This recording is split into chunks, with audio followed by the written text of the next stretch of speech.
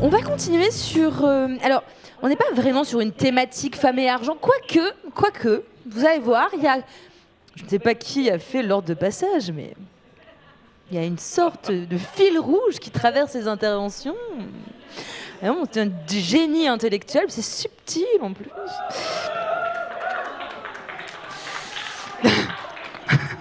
Communication, vraiment, cette plume, incroyable. Bref, je m'égare. Alors oui, j'en profite quand même pour les néophytes. Hein. Ce n'est pas comme ça à chaque fois. Là, c'est parce que c'est la dernière de la saison. Alors, je vous invite aussi à ce petit moment de reconnexion et de centrage à vous-même et au présent.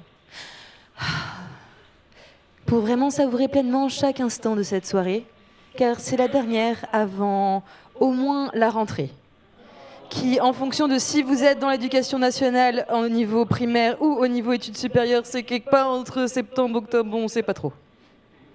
Donc, savourez pleinement chaque instant qui s'égrène. Femme et argent.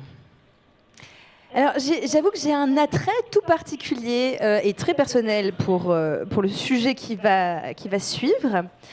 Je vous raconte une petite histoire. Quand j'étais petite et que j'allais me promener en famille au Pré-Cattelan, n'est-ce pas, dans le 92, on traversait assez régulièrement le Bois de Boulogne. Et à l'époque, au Bois de Boulogne, il y avait beaucoup d'activités professionnelles, avec différentes prestations de services. Donc beaucoup de prostituées. Et j'avais une fascination. Alors, pour le point de contexte, j'ai grandi à Versailles. Oui, je sais, personne n'est parfait. Mais je m'en suis sortie. Donc, j'ai grandi à Versailles, je traverse le Bois de Boulogne à l'arrière de la voiture familiale et je regarde ces personnes habillées avec des tenues particulièrement extravagantes qui, moi, personnellement, que je trouve assez plaisantes. Je me dis, waouh, c'est trop bien, oh, elles sont trop belles, ces bottes en cuir qui brillent au soleil. Ce qui a donné quelques errances vestimentaires par la suite. Bref. Et j'étais vraiment fascinée. Et je pense que cette fascination m'a suivie très très longtemps, ce qui a fait que quelques années plus tard, quand je découvre les feuillages burlesques dans un reportage Paris Dernière, je me dis waouh, ok, j'ai trouvé le moyen de me foutre à poil sur scène devant des gens sans que ma mère fasse un infarctus. Et qui continue à me suivre derrière et qui fait aussi que je deviens une exploratrice du milieu. On ne disait pas sexpo à l'époque, hein, parce qu'on n'avait pas Instagram et tout ça. Mais bref, des gens qui faisaient des trucs avec leurs parties génitales et qui se baladaient tout nus de façon un peu différente de la majeure partie des gens, quoi. En gros, pour la faire simple. Donc j'ai toujours une grande fascination pour ce qu'on appelle aujourd'hui, dans le jargon militant, les TDS, travailleurs et travailleuses du sexe. Et la personne que nous allons accueillir est donc travailleuse du sexe et plus spécifiquement dominatrice professionnelle. Donc on allie, j'avoue, deux centres d'intérêt hein, que j'affectionne tout particulièrement, c'est-à-dire le travail du sexe. Enfin, franchement, je trouve que, en tout cas, de mon point de vue, les femmes qui font ça, elles hackent le système à un niveau qui est quand même assez génial. D'ailleurs, il suffit de lire Virginie Despentes, King Kong Theory, elle en parle très très bien et beaucoup mieux que moi. Et de l'autre côté, le BDSM, bondage, domination, soumission, masochisme.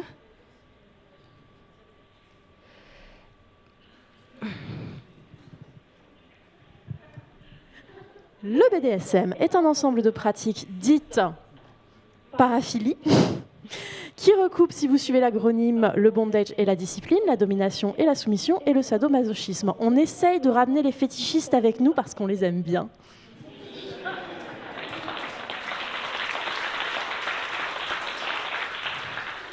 Moi, je me contente de me faire transformer en saucisson, donc j'avoue, j'avais pas les updates de vocabulaire. Donc, la prochaine intervenante est donc dominatrice professionnelle et elle vient vous offrir un très gros cadeau de mon point de vue et vous jugerez par vous-même, c'est-à-dire l'occasion de vous faufiler comme une petite souris dans l'intimité d'une séance. Mesdames et messieurs et autres queers dans la place, j'ai le très grand plaisir d'accueillir sous vos yeux Madame Lul, s'il vous plaît. Merci. Ça marche?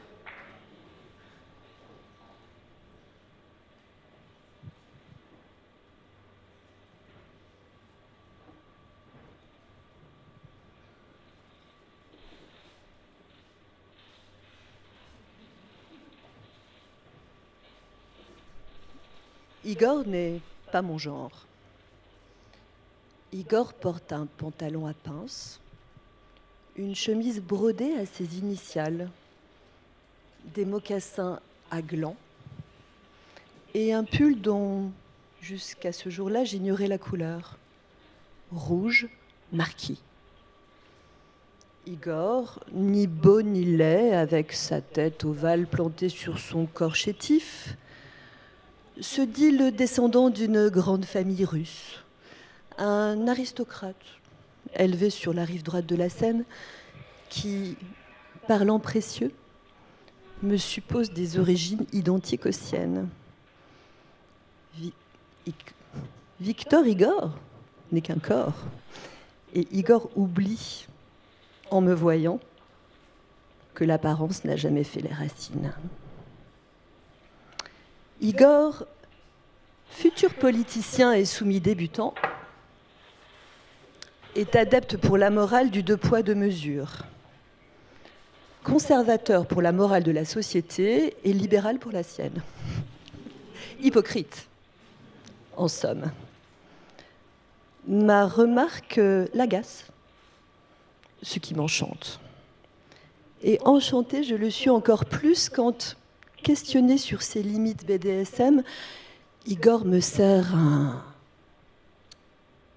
Rien ne me vient présentement à l'esprit. Pourquoi cette requête? Igor, pour savoir si je peux t'enculer avant de te pisser dessus. Liquéfié assis sur sa chaise, Igor jette à la ronde des regards affolés. Est-ce que les voisins l'auraient entendu? Par chance, son honneur semble sauf. Ce qui me pousse évidemment à lui faire subir d'autres outrages. Appeler la serveuse en lui faisant régler la note à Igor et en disant à cette serveuse « Vous savez, il sponsorise tous mes caprices ». Le faire courir à cloche-pied après un taxi, dans la rue, avec mon cabas rose, le mordre à chaque carrefour et, au moment où on arrive en bas de chez moi, lui dire « Igor, Igor, tu laisses la monnaie au chauffeur », alors qu'il pensait la lui reprendre. La juste distribution des richesses, ça commence aujourd'hui. Parole de maîtresse.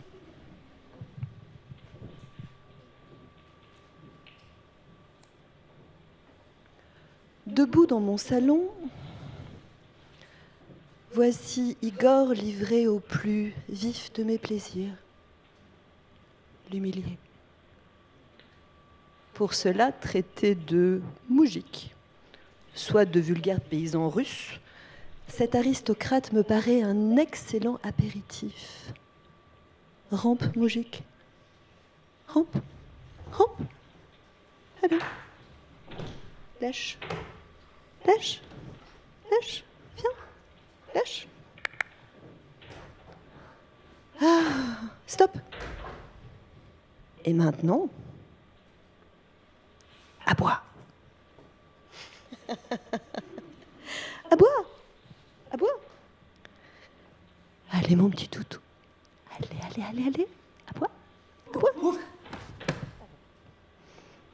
Voici Hector, à moitié pétrifié.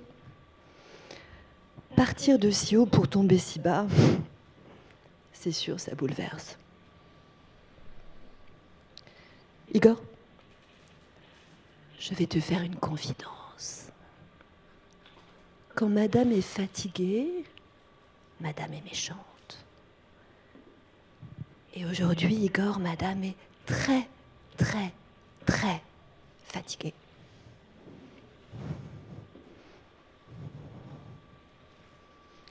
Je m'assois sur ses reins frémissant d'angoisse. L'image de Martin, mon ex-médecin, se superpose à celle de mon moujik changé en fauteuil. Martin, à quatre pattes, immobile, les yeux bandés, en sueur. en train d'attendre. Là était le cœur de notre séance, l'attente. L'attente que quelque chose se passe. L'attente comme une bobine sur laquelle viendraient s'emmêler les fils de l'imagination. L'attente pétrie de la certitude que quelque chose va, ou plutôt doit arriver. Quoi ? J'en sais rien.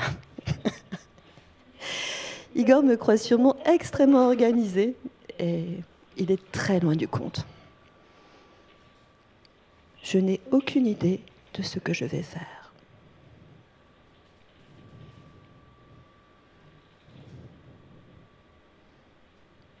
Alors j'attends. J'attends. Je cherche l'inspiration, je ne la trouve pas, j'attends encore. Ça fera sens pour lui si ça n'en fait pas pour moi, c'est pas grave. J'attends encore.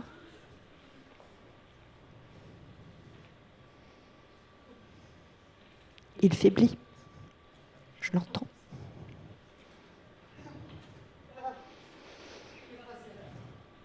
Igor n'a aucune idée du fait qu'une séance est une découverte de l'inconnu, un voyage.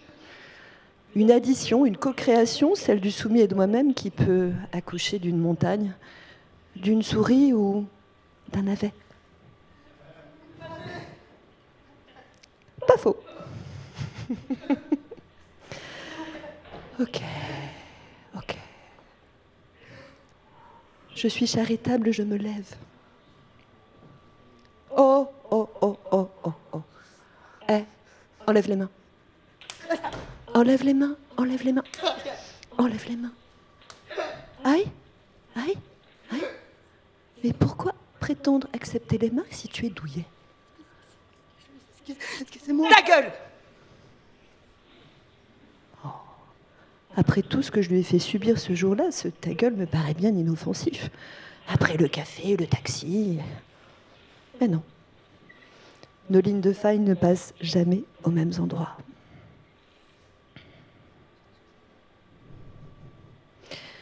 Je cherche du regard un objet pour le frapper.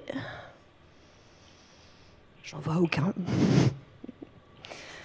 Ah, je vois là sur ma table un candélabre. Je le prends. Je me rapproche. Il a peur. Et qu'est-ce que je vais faire ? Je ne sais pas, mais je commence à avoir une idée. Non, je ne vais pas mettre le feu à Igor. On casse pas ses jouets, c'est pas drôle. Alors je prends le candélabre et je commence à incliner. Oh, you, ça recommence. Qu'est-ce que je vais faire de lui ? Mais qui est-ce qui m'a fichu un soumis pareil aujourd'hui ? Allez, hop, prends. Igor prend ça comme un manche à balai. Je le regarde et je lui dis maintenant, Igor, verse. C'est pas possible. Igor, verse. Moi, au moins, je ne chouine pas. Verse. Igor est paniqué. Ce que je lui demande de faire, ça va à l'encontre de tout ce qu'il a pu imaginer, de tout ce qu'il a pu lire sur le BDSM. Et ça va à l'encontre de la règle d'or qui est qu'on ne nuit pas à sa maîtresse.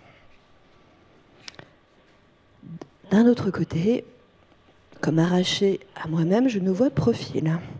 Lui, désorienté, moi, hésitante. Je ne suis pas sûre finalement que lui demander d'échanger les rôles est une bonne idée. Est-ce que je ne suis pas en train de perdre toute ma crédibilité ? Et d'un autre côté, est-ce que ce n'est pas justement demander à un soumis de faire quelque chose qu'il ne veut pas faire ? Est-ce que c'est pas ça être une maîtresse ? Le pouvoir de la maîtresse. Allez, verse. Dépêche-toi. Allez. Waouh. Bravo, Igor. Tu es un très bon soumis. Igor regarde son œuvre avec intérêt. Puis soudain, sans crier gare, il tourne le chandelier vers lui, l'incline à angle droit et se renverse de la cire sur tout le torse. Un magma brûlant roule entre ses poils. Et son visage irradie d'une extase sublime. Il est des moments de grâce où la vie nous cueille à rebours de nos certitudes. Celui-ci en est un.